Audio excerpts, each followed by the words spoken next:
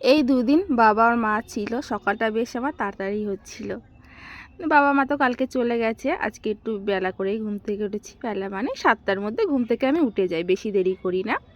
সকাল সকাল উঠতে ভালো লাগে না, আর নিজের কাজ নিজেরই করতে হবে, আস্তে ধীরে করি। তা ঘুম থেকে উঠে আশিপাশি কাজ কমপ্লিট করে নিয়েছি। বাসন মাজা, ঘর মোছা, জল ভরা সব কিছুই আমার হয়ে গেছে। কিছুটা জামা কাপড় কেচে দিয়েছি, সেগুলো এখন মেলে দিচ্ছি। আর এখন তো রোদ্দুরের কথা কিছু বলাই যাবে না, কারণ মেলে দেওয়ার 1-1.5 ঘন্টার মধ্যে না সব জিনিসপত্র শুকিয়েছে। এতটা রোদ্দুরের তাপ, আর কিছুদিন পরে যে কি হবে ঠিক নেই। এখন গরম আসতে না আসতে শুরু হয়ে গেছে রোদ্দুর। তা এখন চুলটা উঁচু করে বেঁধে নিলাম, এখন একটু মুখে ক্রিম দিচ্ছি। যতই গরম গরম ভাব পড়ে যাক, কিন্তু স্নান করার পরে একটু মুখে ক্রিম টিম না দিলে না মুখটা খুব টান ধরে। আর এই যে টিপ পরে পরে কপালের ওখানে না একটা আঠার দাগ হয়ে গেছে, তা ওটা উঠানোর চেষ্টা করছি, কিন্তু দেখলাম উঠতে চাইছে না। এই টিপটা পরি তো আঠাটা খুব ভালো, ওর জন্য কিছুদিন থাকে টিপটা, পরে এরকম দাগ হয়ে যায়।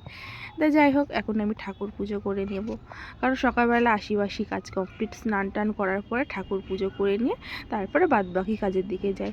নাহলে না এঁটো কাটা ধরা রান্না বান্নার দিকে গেলে না পরে ঠাকুর দিতে লেটও হয়ে যায়, আর আমি দিও না, কারণ আগের কাজ আগে করে নেওয়াই ভালো।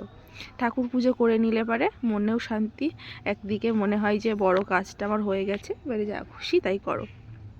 তো এখন ছেলে ঘুমাচ্ছে, ঘুমাক, আমি ঠাকুর পুজো করব, টিফিন বানাবো, তারপরে ছেলেকে ওঠাবো। আর দেখো, এখানে ঠাকুর দিতে দিতে দেখছি একটা ফুল না জমজ ফুল, তো ফুলটা ফেলে দিলাম, ঠাকুরকে দিলাম না। আর এখন গরম গরম ভাব পড়ে গেছে যেহেতু, ওর জন্য ফুলগুলো দেখো একদম ছোট ছোট হয়ে গেছে। কিছুদিন আগে একটা একটা গাঁদা ফুল কত থোকা থোকা ছিল, আর এখন একদম ছোট ছোট হয়ে গেছে, যেহেতু গরম গরম ভাব পড়ে এসছে। তো আমার ঠাকুর পুজো এদিকে করা হয়ে গেছে, এখন এগুলোর ঠাকুরের আর বাসি ফুলগুলো ফেলে দেব, দিয়ে এদিকে আটা মাখতেও বসে গেছি। সকালের টিফিনে যেহেতু আমি প্রত্যেক দিনই রুটি করি, ছেলে খায় রুটি আর ছেলের বাবা খায়, আমি খাই না, খুব কম খাই, ইচ্ছা হলে একটা খাই, না হলে খাই না গো। তো আমি রুটিগুলো করে নিয়ে ভাবছি নিজের জন্য আজকে একটু দুধ দিয়ে মুড়ি দিয়ে খাবো।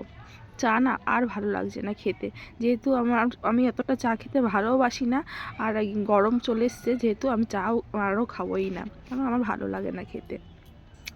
তো চলো রুটিগুলো একটা একটা করে ভেজে নিই, বেশি রুটি আমি করব না, 4টে রুটি হয়েছে, এক্ষুনি আমার হয়ে যাবে। তাহলে রুটিগুলো করতে গিয়ে যদি এরকম ফোলে, কার মনটা না ভালো লাগে বলো। আমি না রুটিটা পারফেক্টভাবে কিন্তু গোল করতে পারি, কিন্তু আমি লুচিটা আমি গোল করতে পারি না, কেন তা কী জানি। রুটিগুলো খুব সুন্দর গোল গোল হয়, লুচি যতই চেষ্টা করি লুচি আমি গোল করতে পারবো না। দেখো সব কটা রুটি কি সুন্দর ফুলে ফুলে গেছে। তা রুটি ভাজা হয়ে গেছে, ছেলের জন্য একটা রুটি আমি ভিজিয়েও দিয়েছি, নাহলে ছেলে আমার খেতে পারবে না গো। ছেলের স্কুল রয়েছে এবার থেকে, শনিবারেও ছেলের স্কুল, যেহেতু 1-এ উঠে গেছে, একটার সময় এবার ছুটি হয়ে যাবে। তা যাই হোক, এদিকে আমি একটু আলাদাভাবে দুধ বাটি করে গরম করে নিয়ে মুড়ি দিয়ে ভিজিয়ে খাবো, আর ওইদিকে ছেলের জন্য দুধ গরম বসিয়ে দিয়েছি। একসঙ্গে প্যাকেট দুধ কিনে নিয়ে আসা হয় তো, তা গরম করে ফ্রিজে রেখে দিই, কিছুই হয় না। প্রত্যেক দিন কেনার ছাড়া একটু কিনে রাখা অনেক ভালো।